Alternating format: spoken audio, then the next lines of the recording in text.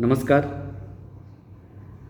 जनसेवा हीच खरी ईश्वर सेवा या तत्त्वाची जोपासना करणारे आणि सामान्य जनतेच्या उत्कर्षासाठी आपले संपूर्ण आयुष्य समर्पित करणारे खूप कमी सुधारक घडताना आपणाला दिसतात. अशा सुधारकांपैकीच एक व्यक्तिमत्व ते म्हणजे सहकारमर्षी स्वर्गीय जयवंतरावजी भोसले आप्पा होय. स्वर्गीय आप्पा हे केवळ सहकारमर्षी नव्हते, तर ते एक द्रष्टे समाजसुधारक होते.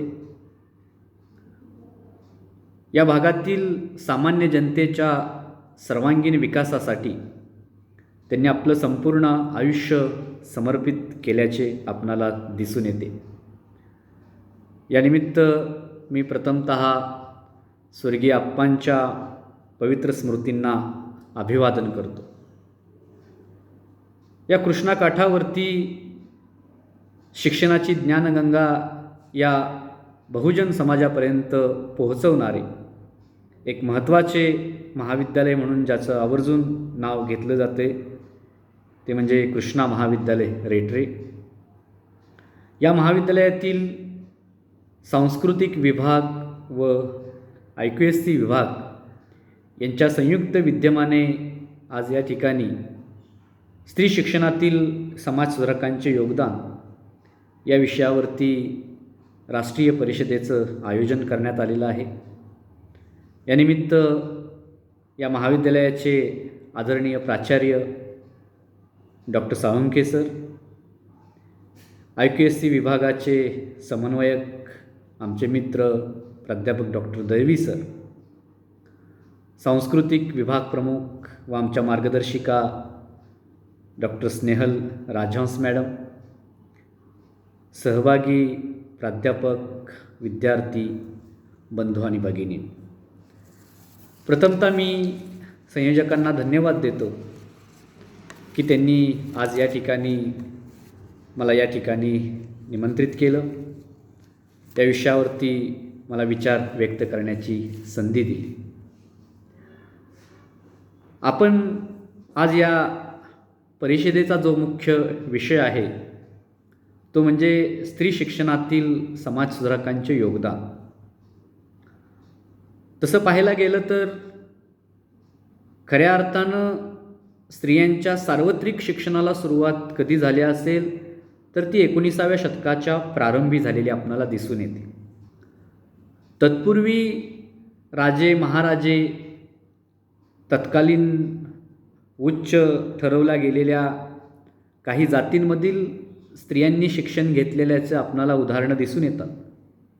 परंतु जो बहुजन समाज आहे, जो सामान्य समाज आहे, जो दलित, कष्टकरी, शेतकरी हा समाज आहे, या समाजातील स्त्रिया मात्र शिक्षणापासून वंचित असल्याचं आपणाला दिसून येतं. आणि या स्त्रियांच्या सार्वत्रिक शिक्षणाला सुरुवात ही प्रामुख्याने 19व्या शतकाच्या प्रारंभी झाली. खरं तर 19वं शतक हे महाराष्ट्राच्याच नव्हे तर संपूर्ण भारताच्या इतिहासामध्ये खूप महत्त्वाचं शतक मानलं जातं. कारण खूप क्रांतिकारक बदल, ऐतिहासिक बदल या शतकामध्ये घडून आलेले आहेत. त्यापैकीच एका महत्त्वाच्या बदलासंबंधी आज आपण या ठिकाणी चर्चा करतोय ते म्हणजे स्त्री शिक्षण. परंतु ही चर्चा करत असताना 19व्या शतकाच्या प्रारंभी महाराष्ट्रातील आणि भारतातील स्त्री जीवन कशा पद्धतीचं होतं, स्त्रियांची अवस्था कशा पद्धतीची होती हे देखील पाहणं तितकंच महत्त्वाचं आहे.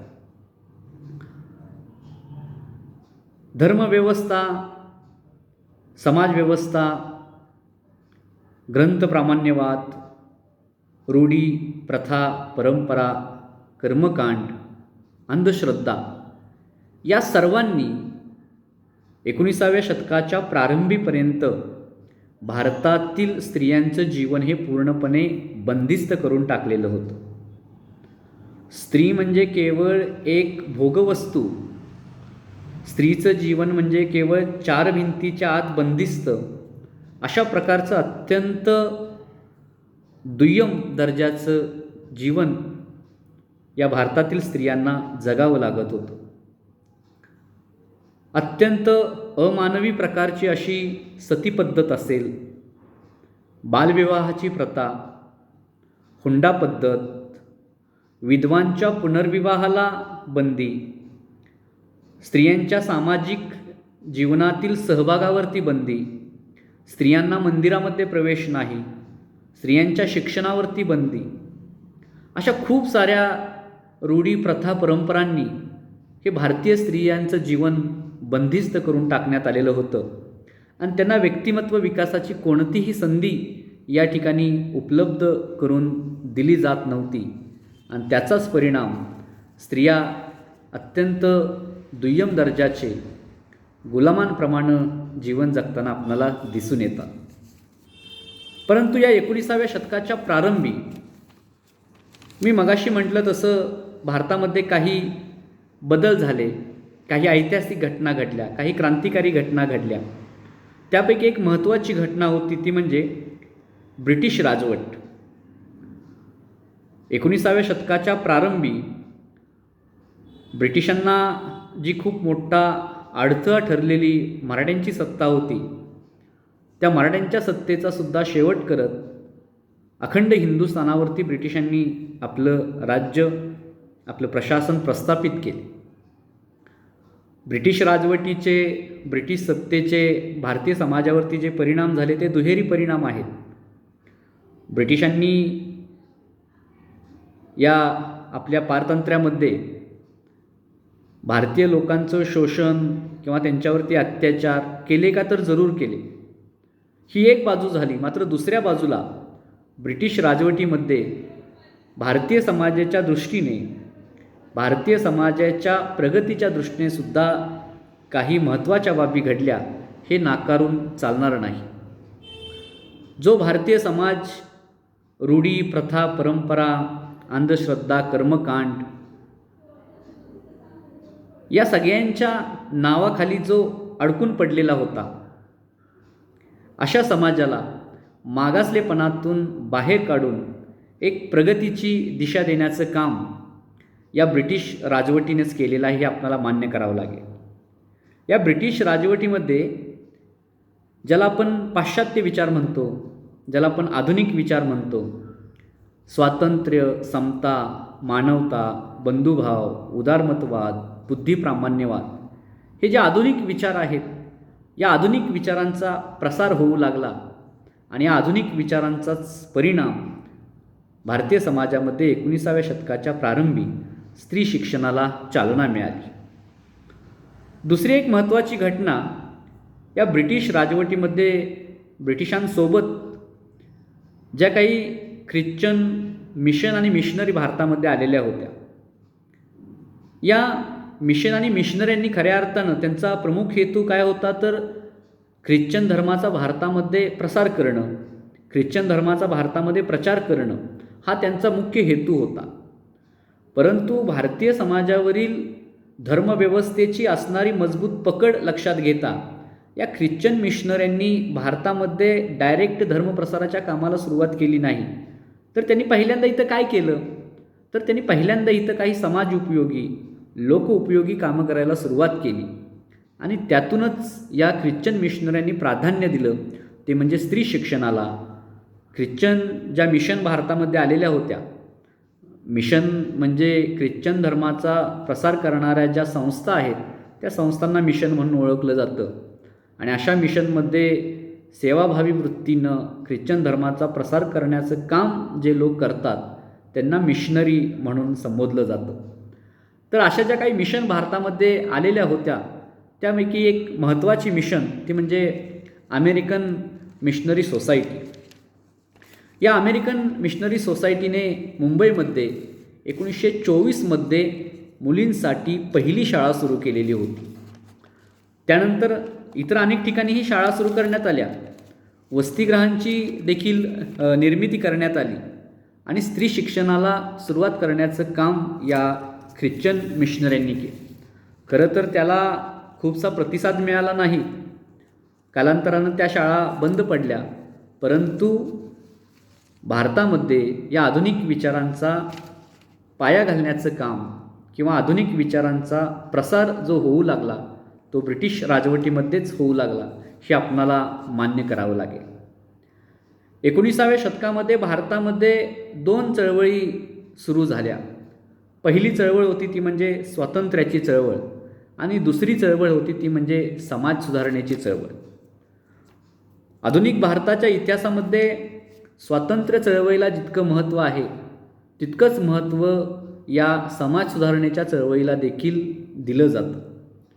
कारण या समाजामध्ये नवीन विचार रुजवण्याचं काम, इथल्या समाजाला जागृत करण्याचं काम आणि समाजामध्ये नवचैतन्य निर्माण करण्याचं काम या सामाजिक आणि धार्मिक सुधारणा चळवळींनी केलेलं आहे हे आपणाला या ठिकाणी मान्य करावं लागेल.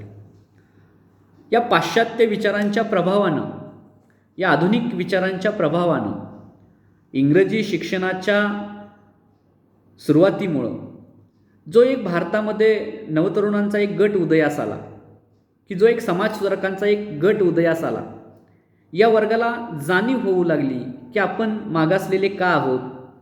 या पाश्चात्य देशांशी तुलना केली तर भारत अजून मागासलेला कसा काय, तर त्याची उत्तरं त्यांना त्या आधुनिक विचारांमुळं समजू लागली.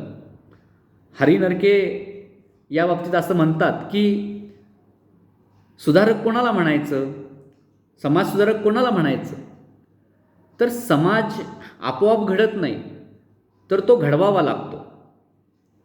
समाज घडवणारी माणसं कुणी वेगळी नसतात, तर ती माणसे समाजातूनच आकाराला आलेली असतात. समाजासाठी समाजातून आकाराला आलेल्या या माणसांनाच समाजसुधारक म्हणून ओळखलं जातं. अशी एक समाजसुधारकांची पिढी 19व्या शतकाच्या प्रारंभी भारतामध्ये उदयास आली आणि खऱ्या अर्थानं या समाजसुधारकांनी इथल्या स्त्री शिक्षणाच्या संदर्भात, इथल्या स्त्रियांच्या सर्वांगीण विकासाच्या संदर्भात प्रयत्न करण्यास सुरुवात केली. असं म्हणतात की कोणत्याही संस्कृतीचं श्रेष्ठत्व किंवा महत्त्व हे त्या संस्कृतीमधील स्त्रियांच्या सामाजिक दर्जावरती अवलंबून असतं. 50% स्त्री की ज्या स्त्रीवर्गाला अंधकारामध्ये ठेवून कोणताही देश प्रगतीपथावरती जाऊ शकत नाही, कोणताही देश सर्वांगीण विकास करू शकत नाही, याची जाणीव इथल्या समाजसुधारकांना झाली, याची जाणीव इथल्या तरुण वर्गाला झाली आणि यामधूनच स्त्रियांच्या उन्नतीसाठी प्रयत्न करण्यात येऊ लागले, स्त्रियांच्या सर्वांगीण उद्धारासाठी प्रयत्न करण्यात येऊ लागले. आणि या स्त्रियांच्या सर्वांगीण उद्धाराचं, स्त्रियांच्या सर्वांगीण प्रगतीचं एकमेव मार्ग, एकमेव साधन आहे ते म्हणजे स्त्री शिक्षण. याची जाणीव या काळामध्ये समाजसुधारकांना झाली. खूप मोठी यादी आहे समाजसुधारकांची. या सर्व समाजसुधारकांचा, त्यांचं योगदान, त्यांचं कार्य या ठिकाणी अभ्यासणं किंवा तुमच्यासमोर विशद करणं खूप अवघड काम आहे. तरी देखील 19व्या शतकाच्या प्रारंभीपासून ज्या महान समाजसुधारकांनी स्त्री शिक्षणासाठी जे महत्त्वपूर्ण कार्य केलेलं आहे त्याचा आपण या ठिकाणी संदर्भ घेण्याचा प्रयत्न करणार आहोत. यातील जे पहिलं नाव प्राधान्यानं घ्यावं लागतं ते म्हणजे ज्यांना आधुनिक भारताचे जनक, आधुनिक विचारांचे अग्रदूत म्हणून ज्यांना ओळखलं जातं ते म्हणजे राजा राममोहन रॉय. राजा राममोहन रॉय या बंगाल प्रांतातील व्यक्तीने सन 1828 ब्राह्मो समाजाची स्थापना केली. या ब्राह्मो समाजाची स्थापना करण्यापाठीमागे त्यांचा एकमेव उद्देश होता तो म्हणजे भारतीय समाजामध्ये सामाजिक सुधारणा करणं, भारतीय समाजामध्ये धार्मिक सुधारणा करणं आणि त्याचबरोबर स्त्रियांच्या सर्वांगीण सुधारणा, स्त्रियांच्या सर्वांगीण विकासासाठी प्रयत्न करणं. या उद्देशाने राजा राममोहन रॉय यांनी या ब्राह्मो समाजाची स्थापना केलेली होती. राजा राममोहन रॉय यांनी खऱ्या अर्थानं भारतामध्ये 19व्या शतकाच्या प्रारंभी समाज सुधारणेच्या चळवळीचा पाया घातला. केवळ समाज सुधारणेच्या चळवळीचा पाया घातला असं नाही, तर स्त्रियांच्या उन्नतीचा सुद्धा त्यांनी पाया घातला. 19व्या शतकाच्या प्रारंभीपर्यंत बंगाल प्रांत असो, राजस्थान, महाराष्ट्रातील काही भाग की ज्या भागामध्ये सतीची चाल खूप मोठ्या प्रमाणामध्ये होती, अमानवी प्रकारची प्रथा म्हणून या प्रथेला ओळखलं जातं. तर या सती प्रथेच्या विरोधामध्ये सर्वप्रथम भारतीय व्यक्तीनं जर कोणी बंड पुकारला असेल किंवा या प्रथेला विरोध केला असेल तर तो म्हणजे राजा राममोहन रॉय यांनी. राजा राममोहन रॉय यांनी या प्रथेच्या विरोधामध्ये जनआंदोलन उभा केलं, लोकांच्या मध्ये जनजागृती निर्माण करण्याचं काम केलं. त्यांना खूप मोठ्या रोषाला सामोरं जावं लागलं, त्यांना खूप मोठ्या त्रासाला सामोरं जावं लागलं, परंतु ते आपल्या ध्येयापासून किंचितही ढळले नाहीत आणि त्यांनी त्याच्यामध्ये सातत्य ठेवलं आणि त्याचाच परिणाम लॉर्ड विल्यम बेंटिंकला सतीबंदीचा कायदा त्या ठिकाणी पास करावा लागला. राजा राममोहन रॉय यांनी बहुपत्नीत्वाच्या पद्धतीला प्रखर विरोध केला. त्यांनी विधवांच्या पुनर्विवाहाचा पुरस्कार केला. हे सर्व काम करत असताना राजा राममोहन रॉय यांनी स्त्री शिक्षणाचा देखील पुरस्कार केला. स्त्री शिक्षण, आधुनिक शिक्षण, इंग्रजी शिक्षण जोपर्यंत इथल्या भारतीय लोकांना मिळत नाही, तोपर्यंत या शिक्षणाचा प्रसार होत नाही, तोपर्यंत खऱ्या अर्थानं भारतामध्ये सामाजिक सुधारणा घडून येणार नाहीत, अशी ठाम भूमिका राजा राममोहन रॉय यांची होती. आणि यामधूनच त्यांनी मग हिंदू कॉलेजची स्थापना केली. संवाद कौमुदी असेल, मिरत उल अखबार असेल, सुलभ समाचार असेल, या सर्व वृत्तपत्रांच्या माध्यमातून समाजामध्ये जनजागृती करण्याचं काम या राजा राममोहन रॉय यांनी केलं. आणि स्त्रियांना या सामाजिक परिस्थितीमधून बाहेर काढणं, त्यांच्यावरती होणारे जे अन्याय आहेत, रूढी प्रथा परंपरांनी त्यांचं जीवन जे बंदिस्त करून टाकलेलं आहे, यातून त्यांना मुक्त करण्यासाठी समाजामध्ये जनजागृती करण्याचं काम हे राजा राममोहन रॉय यांनी केलं. त्यामुळे खऱ्या अर्थाने भारतातील पहिली समाज सुधारणेची चळवळ जर कोणती असेल तर ती ब्राह्मो समाजाची चळवळ असेल, हे आपणाला मान्य करावं लागतं. आणि या चळवळीच्या माध्यमातूनच राजा राममोहन रॉय यांनी स्त्रियांच्या सर्वांगीण विकासासाठी, स्त्री शिक्षणासाठी प्रयत्न केलेले आपणाला दिसून येतात. आता यानंतर आपणाला दुसऱ्या एका व्यक्तिमत्वाचा या ठिकाणी संदर्भ घ्यावा लागेल, ज्या व्यक्तिमत्वाची नोंद घेतल्याशिवाय आधुनिक महाराष्ट्राचा इतिहास पूर्ण होऊ शकत नाही. ते व्यक्तिमत्व म्हणजे महात्मा ज्योतिबा फुले. अस्पृश्यता निवारण आणि स्त्रीमुक्ती चळवळीचे अग्रदूत म्हणून महात्मा ज्योतिबा फुले यांना ओळखलं जातं. शिक्षण आणि समता या दोन शब्दांमध्ये महात्मा ज्योतिबा फुले यांच्या कार्याचं आपणाला यथोचित वर्णन करता येईल. महाराष्ट्रातील सामाजिक प्रबोधनाला एक दिशा देण्याचं काम महात्मा ज्योतिबा फुले यांनी केलेलं आहे. एक कृतिशील, विचारवंत, ज्येष्ठ साहित्यिक, ते अगदी महात्मा ज्योतिबा फुलेंनी शेतकऱ्यांसाठी कार्य केलेलं आहे.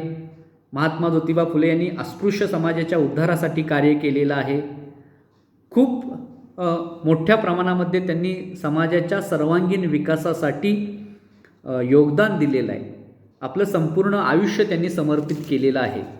परंतु या सर्व भागाचा या ठिकाणी आपण फारशी याच्यामध्ये चर्चा न करता महात्मा ज्योतिबा फुले यांनी जो स्त्री शिक्षणाचा पाया घातला त्याच्यावरती आपण या ठिकाणी विशेष लक्ष देणार आहोत.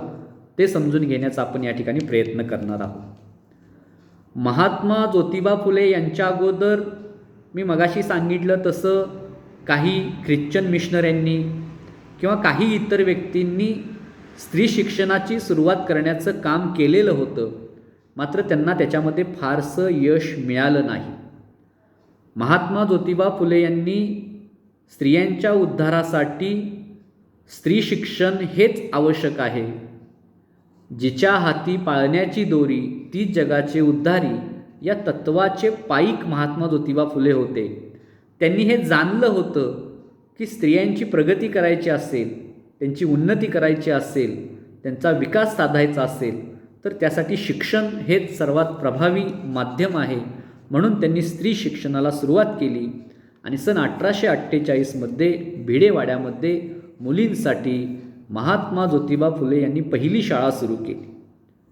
कालांतरानं काही दिवसांमध्ये ही शाळा बंद पडली, परंतु महात्मा ज्योतिबा फुले तेवढ्यावरती थांबले नाही.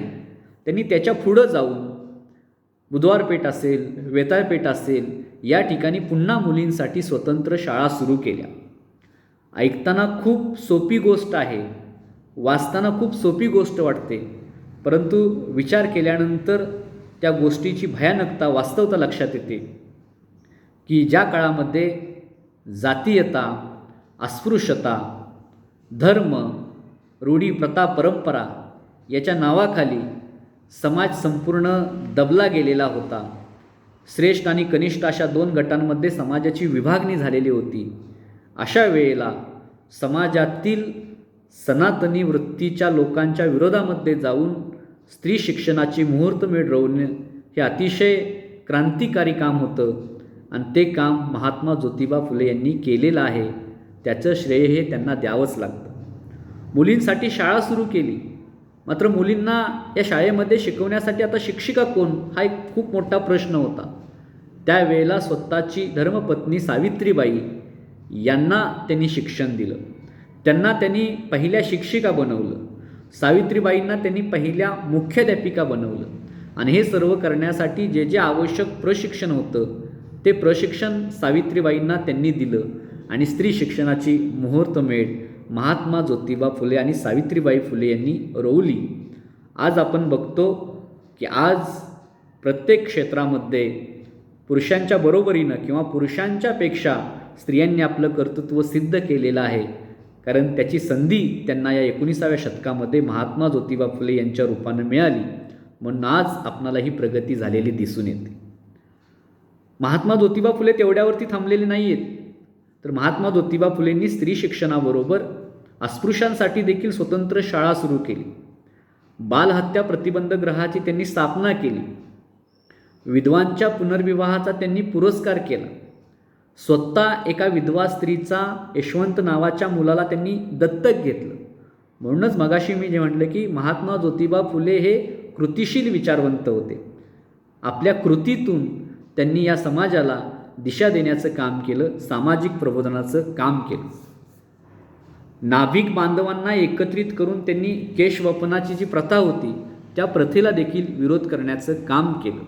आणि सर्वात महत्त्वाचा भाग म्हणजे भारतीय शिक्षण व्यवस्थेचं पुनर्मूल्यांकन करण्यासाठी जे हंटर आयोग नेमण्यात आलेलं होतं, त्या हंटर आयोगासमोर महात्मा ज्योतिबा फुले यांनी जी महत्त्वाची साक्ष दिली आणि त्या साक्षीमध्ये त्यांनी स्त्री शिक्षणाचा पुरस्कार केला.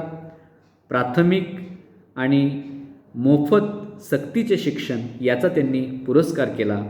एकंदरीत या सर्व कार्यांवरून आपणाला असं दिसून येतं की या स्त्रीमुक्ती आंदोलनाचे पुरस्कर्ते म्हणून महात्मा ज्योतिबा फुले यांचा आवर्जून उल्लेख करावासा वाटतो. त्यांनी असं म्हटलं होतं की विद्येविना मती गेली, मतीविना नीती गेली, नीतीविना गती गेली, गतीविना वित्त गेले, वित्ताविना शूद्र खचले, इतके अनर्थ एका अविद्येने केले. हे शिक्षणाचं महत्त्व त्यांच्या लक्षात आलं. म्हणूनच त्यांनी या स्त्रियांच्या सर्वांगीण उद्धारासाठी स्त्री शिक्षणाला प्राधान्य दिलं.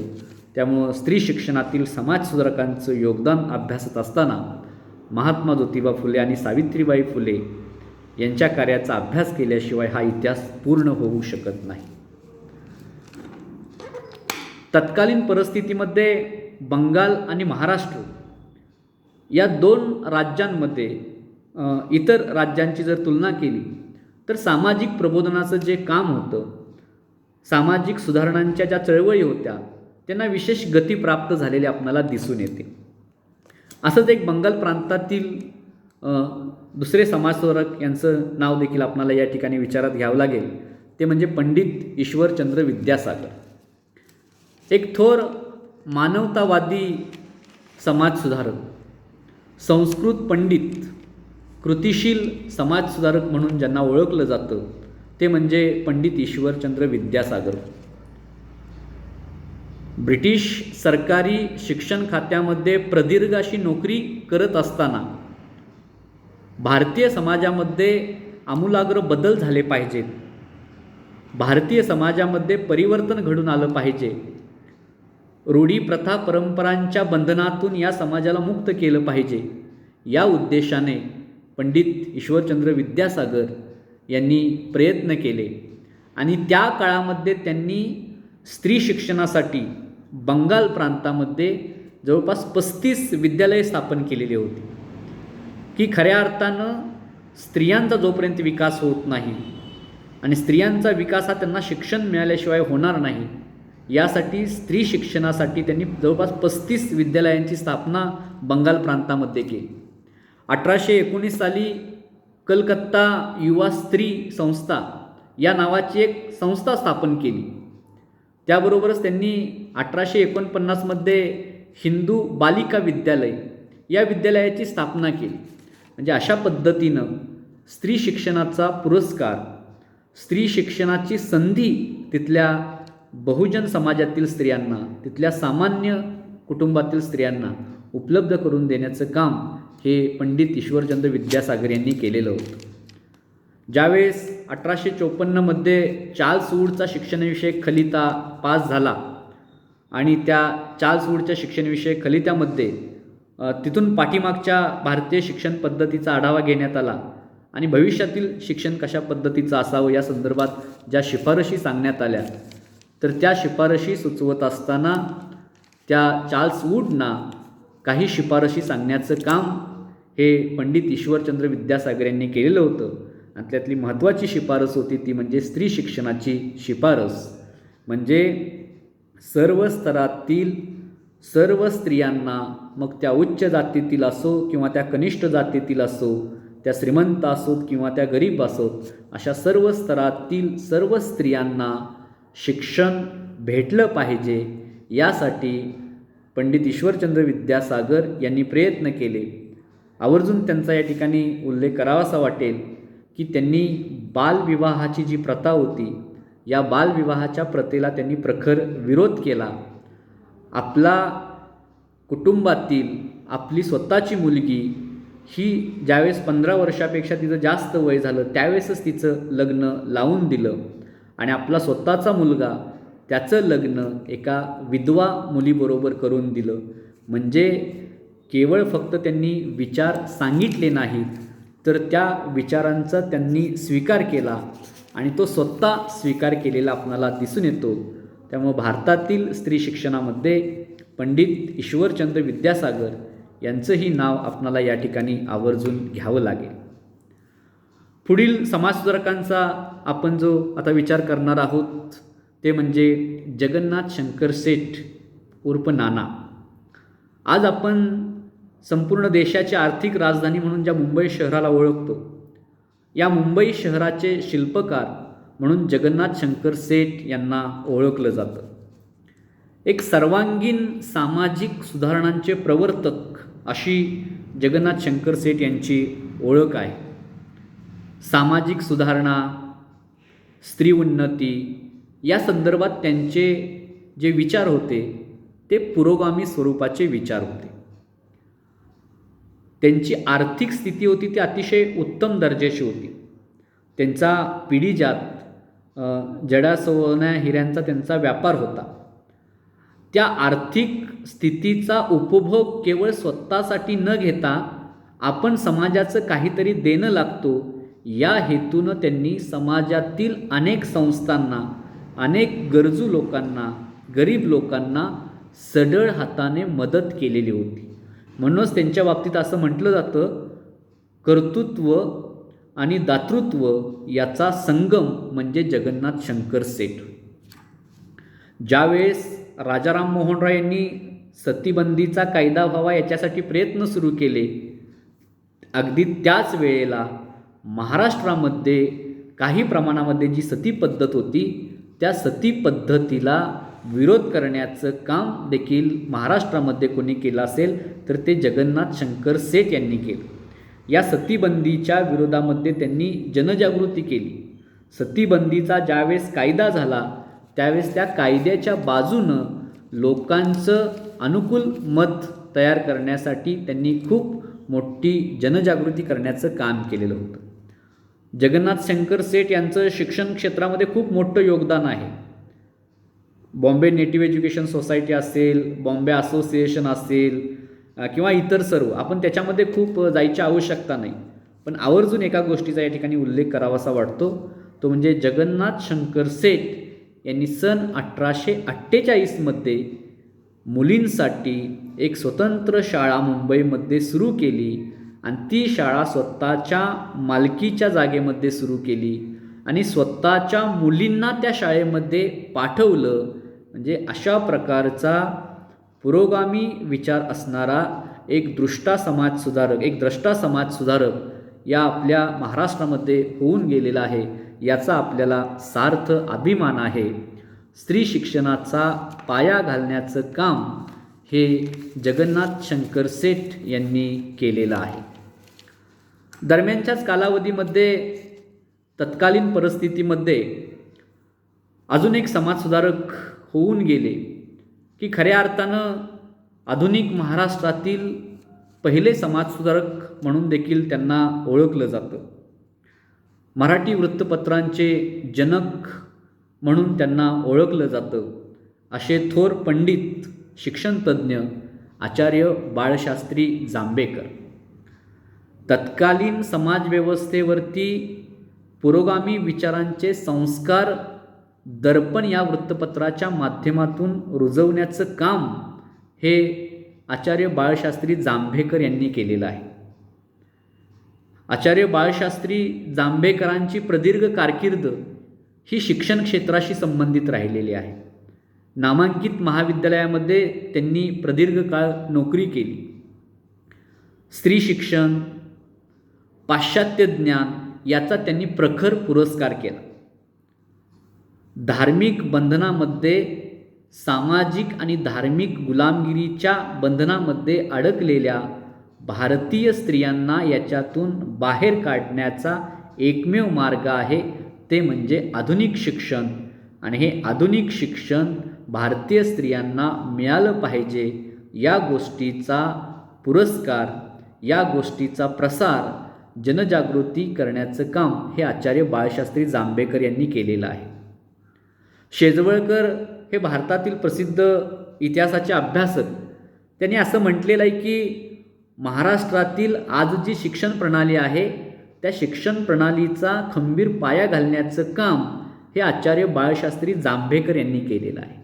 का त्यांनी असं म्हटलेलं आहे तर आचार्य बाळशास्त्री जांभेकर यांनी महाराष्ट्रातील शिक्षण प्रसाराच्या प्रारंभीच्या काळात जी विविध पाठ्यपुस्तकं तयार झाली त्या विविध पाठ्यपुस्तकांच्या निर्मितीमध्ये आचार्य बाळशास्त्री जांभेकर यांची खूप महत्त्वाची भूमिका राहिलेली आहे.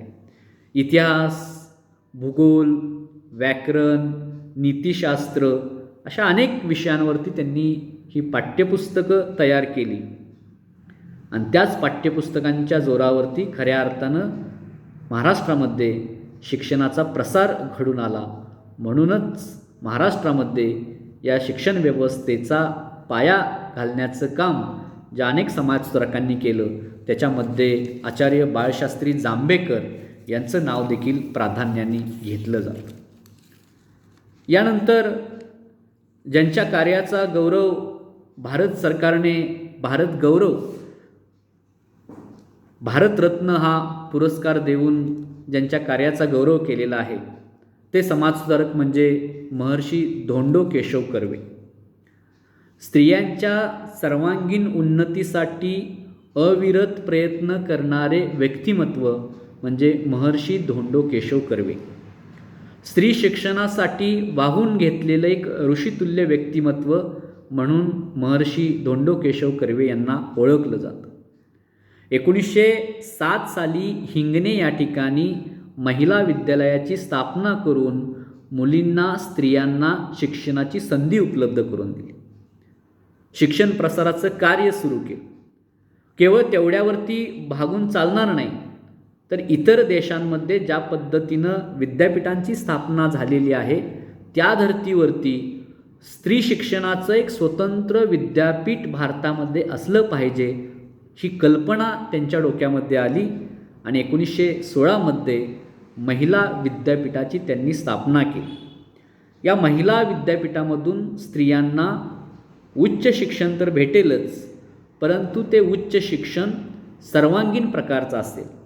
म्हणजे स्त्री विकासासाठी आवश्यक असणारे प्रपंचशास्त्र, आरोग्यशास्त्र, पाककला, चित्रकला, गायनकला, आज आपण स्किल डेव्हलपमेंटवरती भर देतोय, परंतु 100-120 वर्षांपूर्वी महर्षी धोंडो केशव कर्वे यांनी अशा पद्धतीचं शिक्षण या महिला विद्यापीठाच्या माध्यमातून स्त्रियांना देण्याचा प्रयत्न केलेला होता. त्याच्यामध्ये त्यांना यश मिळालेलं होतं. हे 1916 साली स्थापन झालेलं महिला विद्यापीठ म्हणजेच आजचं SNDT विद्यापीठ, म्हणजे महर्षी धोंडो केशव कर्वे यांच्या कार्याचं महत्त्व यावरून आपणाला लक्षात येतं. या आपल्या महाराष्ट्रातील स्त्रियांना, भारतीय स्त्रियांना, मुलींना इंग्रजी भाषेतून शिक्षण जरूर मिळालं पाहिजे, पाश्चात्य शिक्षण जरूर मिळालं पाहिजे, परंतु ते शिक्षण जर त्यांना मातृभाषेतून मिळालं तर त्यांना ते समजून घेण्यास अधिक सोपं जाईल, ही त्यांची महत्त्वाची भूमिका होती. म्हणून त्यांनी मातृभाषेतून शिक्षण मिळावा यासाठी त्यांनी या गोष्टीचा पुरस्कार केला. विधवा विवाह उत्तेजक मंडळाची त्यांनी स्थापना केली. अनाथ बालिका आश्रमची स्थापना केली. या गोष्टी एवढ्यासाठी सांगतोय की स्त्री शिक्षणाबरोबर स्त्रियांच्या सर्वांगीण विकासासाठी देखील महर्षी धोंडो केशव कर्वे यांनी प्रयत्न केलेले आपणाला दिसून येतात. म्हणूनच त्यांच्या कार्याचा गौरव भारत सरकारने भारतरत्न हा पुरस्कार देऊन केलेला आहे. ज्यांचा मगाशी थोडासा संदर्भ आपण पाहिला, परंतु आवर्जून त्यांचं नाव घ्यावं लागेल, ते म्हणजे पहिल्या आद्य शिक्षिका, पहिल्या स्त्री मुख्याध्यापिका सावित्रीबाई फुले. महात्मा फुले यांच्या प्रेरणेनं प्रेरित होऊन असंख्य अडथळे, असंख्य अडचणी आल्या, परंतु त्या सर्वांवरती मात करत आपल्या ध्येयाशी एकनिष्ठ राहणारं हे व्यक्तिमत्व म्हणून सावित्रीबाई फुले यांना ओळखलं जातं. सामाजिक सुधारणा, स्त्री शिक्षण आणि वाङ्मयीन कार्य या बाबतीत सावित्रीबाई फुले यांनी महत्त्वपूर्ण योगदान दिलेलं आहे. स्त्री शिक्षणाच्या बाबतीत तर महात्मा ज्योतिबा फुलेंच्या खांद्याला खांदा लावून त्यांनी काम केलं, हे आपण अभ्यासलेलं आहे, आपणा सर्वांना ज्ञात आहे. परंतु ही गोष्ट देखील आपल्याला विचारात घ्यावी लागेल, सावित्रीबाई फुले या केवळ स्त्री शिक्षिका किंवा समाजसुधारक नव्हत्या, तर त्या एक उत्तम प्रतिभावंत कवयित्री होत्या. त्या एक ज्येष्ठ साहित्यिक देखील होत्या. काव्य फुले नावाचा त्यांचा काव्यसंग्रह असेल, बावनकशी सुबोध रत्नाकर या नावाचा त्यांचा काव्यसंग्रह असेल, किंवा महात्मा ज्योतिबा फुले यांच्याशी केलेला त्यांचा पत्रव्यवहार, हे त्यांचे जे इतर ग्रंथ असतील, हे सर्व जर विचारात घेतले तर त्यांच्या या प्रतिभावंत साहित्यिकाची त्या ठिकाणी आपल्याला नोंद घ्यावी लागते. स्त्रीमुक्ती आंदोलनाच्या प्रणेत्या म्हणून देखील सावित्रीबाई फुले यांचा उल्लेख करावा लागेल.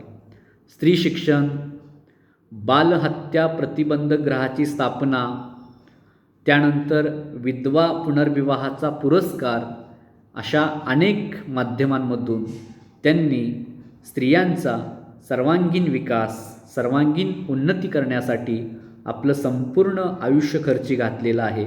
आपलं संपूर्ण आयुष्य त्या ठिकाणी त्यांनी समर्पित केलेलं आपल्याला दिसून येतं. याच सावित्रीबाई फुलेंचा आणि याच महात्मा फुले यांचा प्रभाव पडलेलं अजून एक व्यक्तिमत्व, ते म्हणजे ताराबाई शिंदे. महात्मा ज्योतिबा फुले यांनी स्थापन केलेला जो सत्यशोधक समाज होता, या सत्यशोधक समाजाने सामाजिक आणि धार्मिक गुलामगिरी नष्ट करण्यासाठी जरूर प्रयत्न केले, पण त्याचबरोबर स्त्रियांच्या उन्नतीसाठी देखील या सत्यशोधक समाजानं प्रयत्न केले. या सत्यशोधक समाजाच्या चळवळीतील एक महत्त्वाचे नाव ते म्हणजे ताराबाई शिंदे. ताराबाई शिंदे यांनी 1882 मध्ये स्त्री पुरुष तुलना नावाचा एक ग्रंथ लिहिला आणि या ग्रंथांमधून स्त्रियांवरती होणाऱ्या अन्याय अत्याचाराला वाचा फोडली आणि स्त्रियांवरील अन्याय अत्याचाराला जबाबदार असणाऱ्या पुरुषी अहंकारी स्वभावावरती त्यांनी प्रखर अशी टीका केलेली आहे. बालविवाह, पुरुषांचा वर्चस्वी जो स्वभाव आहे, अशा अनेक ज्याला आपण समस्या म्हणू, रूढी, प्रथा, परंपरा, यावरती त्यांनी या ग्रंथाच्या माध्यमातून त्यांनी प्रखर टीका केली आणि स्त्री शिक्षणाचा या ताराबाई शिंदे यांनी पुरस्कार केलेला होता. दुसऱ्या महिला समाजसुधारका, त्यांचा या ठिकाणी आपल्याला थोडासा संदर्भ घ्यावा लागेल, ते म्हणजे पंडिता रमाबाई. की या पंडिता रमाबाई यांनी आर्य महिला समाजाची स्थापना केली आणि या अंधश्रद्धेमधून, रूढी, प्रथा, परंपरांच्या या बंधनांमधून स्त्रियांची सुटका करण्यासाठी, स्त्रियांचं प्रबोधन करण्यासाठी विशेष प्रयत्न केले. हंटर कमिशनचा जो संदर्भ मगाशी आला, त्या हंटर कमिशन पुढं पंडिता रमाबाई यांनी सुद्धा साक्ष दिलेली होती. स्त्री शिक्षणाचा त्यांनी पुरस्कार केला आणि त्यांनी अशी जी प्रमुख मागणी केली होती की स्त्रियांना, मुलींना शाळेत शिकवण्यासाठी, अध्ययनासाठी शिक्षिका असल्या पाहिजेत. त्या शिक्षिकांना चांगल्या पद्धतीचं प्रशिक्षण, मार्गदर्शन मिळालं पाहिजे. इंग्रजी आणि मातृभाषेतून स्त्रियांना शिक्षण मिळालं पाहिजे. स्त्रियांना वैद्यकीय शिक्षण मिळालं पाहिजे. अशा प्रकारची शिफारस त्यांनी त्या हंटर आयोगासमोर, हंटर कमिशनसमोर केलेली होती. आणि सगळ्यात महत्त्वाचं म्हणजे पंडिता रमाबाई यांचं कार्य काय असेल तर त्यांनी ज्या शारदा सदनची स्थापना केली आणि या शारदा सदनच्या माध्यमातून स्त्री शिक्षणाचं कार्य त्यांनी महाराष्ट्रामध्ये केलेलं आपल्याला दिसून येतं. त्यामुळे स्त्री शिक्षणामध्ये, महिला समाजसुधारकांमध्ये ताराबाई शिंदे, पंडिता रमाबाई यांच्या नावाची देखील आपणाला नोंद घ्यावी लागेल. खऱ्या अर्थानं भारतामध्ये अनेक राजे महाराजे होऊन गेले, मात्र त्यापैकी आपल्या राजसत्तेचा उपयोग हा जनतेच्या सर्वांगीण विकासासाठी करायचा असतो हे ज्यांनी दाखवून दिलं, अशा 2 राजांचा मी केवळ सामाजिक सुधारणांच्या बाबतीत बोलतोय, आवर्जून या ठिकाणी उल्लेख करावा लागेल. ते म्हणजे महाराजा सयाजीराव गायकवाड आणि राजर्षी छत्रपती शाहू महाराज. बडोदा संस्थानचे महाराज श्रीमंत सयाजीराव गायकवाड यांनी स्त्री शिक्षणाच्या बाबत ऐतिहासिक स्वरूपाचं कार्य केलेलं आहे. सन 1885 मध्ये सयाजीराव यांनी स्त्री शिक्षणाचा बडोदा संस्थानामध्ये हुकूम काढलेला होता. सक्तीचे मोफत शिक्षण देणारे पहिले राजे म्हणून आपणाला सयाजीराव गायकवाड यांच्या कार्याचा उल्लेख करावा लागेल. स्त्री शिक्षणाचं त्यांनी एक स्वतंत्र धोरण ठरवलं.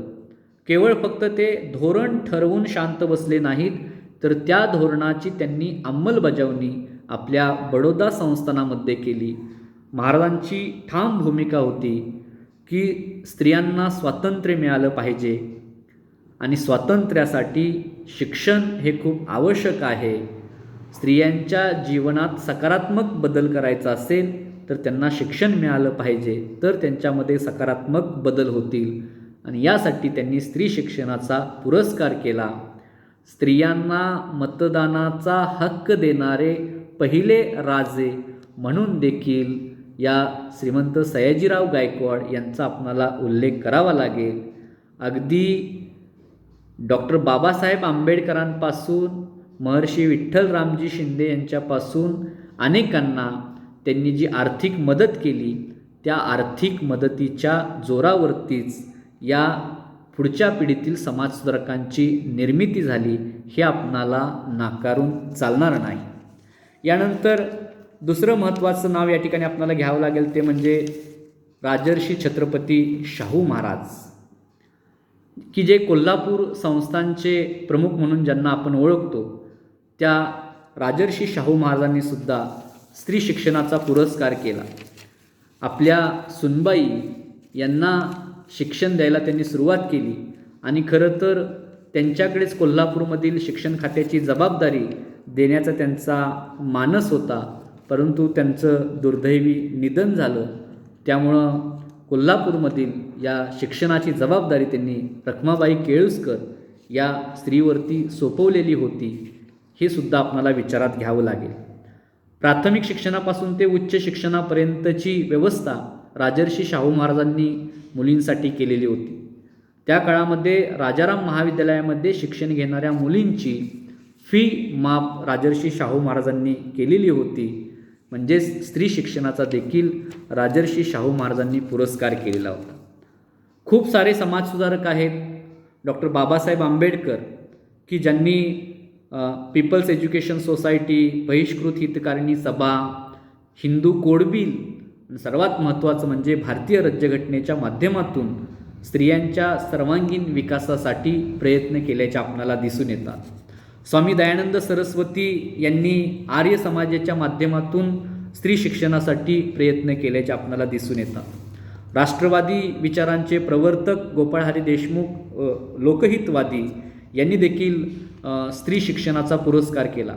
भाऊ महाजन यांच्या प्रभाकर या साप्ताहिकातून, या मासिकातून त्यांची जी शतपत्रे प्रकाशित झाली त्यामध्ये त्यांनी स्त्री शिक्षणाचा पुरस्कार केल्याचं आपल्याला दिसून येतं.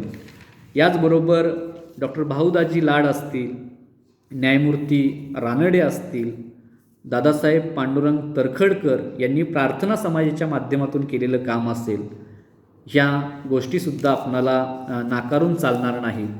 आणि अगदी 20व्या शतकामध्ये संत गाडगे महाराज की ज्यांनी आपल्या कीर्तनाच्या माध्यमातून समाजसेवा आणि लोकसेवा करत असताना सामान्य जनतेला स्त्री शिक्षणाचा खूप मोठा संदेश दिला, त्यांचंही योगदान विचारात घेण्याची या ठिकाणी गरज आहे. अगदी रयत शिक्षण संस्थेच्या माध्यमातून कर्मवीर भाऊराव पाटील यांनी आणि स्वामी विवेकानंद शिक्षण संस्थेच्या माध्यमातून शिक्षण महर्षी बापूजी साळुंखे यांनी ही शिक्षणाची ज्ञानगंगा या बहुजन समाजातील, या तळागाळातील स्त्रियांपर्यंत पोहोचवण्याचं खूप महत्त्वाचं मोठं काम त्या ठिकाणी केलेलं आहे, हे आपल्याला नाकारून चालणार नाही. खूप मोठी ही समाजसुधारकांची यादी आहे. यातील निवडक समाजसुधारकांनी स्त्री शिक्षणाच्या संदर्भात जे काही काम केलं ते काम या ठिकाणी आपणासमोर मांडण्याचा मी प्रयत्न केलेला आहे. कोणत्याही सामाजिक सुधारणांविषयी आग्रही असणाऱ्यांकडे असामान्य धैर्य असल्याशिवाय सुधारक बनता येत नाही. तसेच सुधारणा ही प्रथम मनात व्हावी लागते, त्यानंतर ती कृतीत अवतरते आणि त्यासाठी आवश्यक असणारे मानसिक सामर्थ्य या सुधारकांच्या जवळ होतं. आत्ता स्त्री शिक्षणाबाबत आपण जे काही समाजसुधारक पाहिले, या सर्व समाजसुधारकांनी तत्कालीन परिस्थितीमध्ये समाजातील सनातनवादी, कर्मठवादी विचारांना प्रखर विरोध करून या पुरोगामी विचारांचा प्रसार करण्याचं जे मोठं काम केलं, स्त्री शिक्षणाला चालना देण्याचं जे काही काम केलं, त्याच समाजसुधारकांच्या प्रयत्नांचं फलित आज आपण बघतो की स्त्रिया सर्वच क्षेत्रांमध्ये आपलं कर्तृत्व सिद्ध करताना दिसून येत आहेत. परंतु परिस्थिती पूर्णपणे 100% बदललेली आहे असंही मान्य करून चालणार नाही. आज आधुनिक समाजव्यवस्थेमध्ये, आजच्या धर्मव्यवस्थेने देखील स्त्रियांच्यावरती काही बंधने नव्यानं लादण्याचा प्रयत्न केलेला आहे आणि ही बंधने, हे अडथळे आपणाला दूर करणं आज आवश्यक आहे. त्या संदर्भात एवढंच म्हणतो की एक लेक शिकली म्हणजे शिकतील हजारो पिढ्या, एक लेक शिकली म्हणजे शिकतील हजारो पिढ्या, असे म्हणत सावित्री तू शिकवल्या हजारो लेकी, असे म्हणत सावित्री तू शिकवल्या हजारो लेकी, इतक्या शिकवल्या की गर्भातल्या सावित्री गर्भातच मारल्या, गर्भातल्या सावित्री गर्भातच मारल्या. आज स्त्रीभ्रूणहत्यासारख्या समस्येनं संपूर्ण समाजव्यवस्थेला व्यापून टाकलेलं आहे. खरं तर आपण सर्वांनी या बाबतीत जनजागृती करणं, किंवा कार्य करणं ही काळाची गरज आहे आणि हे कार्य आपणाला खरं तर करावं लागेल. आणि पुनश्च एकदा या स्त्रियांना समाजामध्ये एक स्त्री म्हणून नव्हे तर एक माणूस म्हणून त्यांना देखील अगदी पुरुषांच्या बरोबरीनं जीवन जगण्याचा अधिकार आहे आणि तो अधिकार त्यांना मिळावा यासाठी आपण प्रयत्न केले पाहिजेत. समाजसुधारकांनी स्त्री शिक्षणासाठी जे काही प्रयत्न केले त्या प्रयत्नांमधूनच आजचा हा 21व्या शतकातील भारत आपल्यासमोर दिसतोय. आज या ठिकाणी स्त्री शिक्षणातील समाजसुधारकांचे योगदान या विषयावरती संयोजकांनी मला या ठिकाणी माझे विचार व्यक्त करण्याची संधी दिली. मी या ठिकाणी जे काही विचार व्यक्त केले त्यामध्ये काही बदल किंवा अजून खूप साऱ्या गोष्टी त्याच्यामध्ये ॲड करणं आवश्यक आहे हे मला ज्ञात आहे. परंतु आपल्या काही सूचना असतील तर अवश्य जरूर या सूचना कराव्यात की जेणेकरून भविष्यातील सुधारणांसाठी त्याला निश्चित त्याचा मला फायदा होईल. पुनश्च एकदा मी संयोजकांचे या ठिकाणी आभार मानतो आणि माझे या ठिकाणी मनोगत थांबवतो. जय हिंद, जय महाराष्ट्र.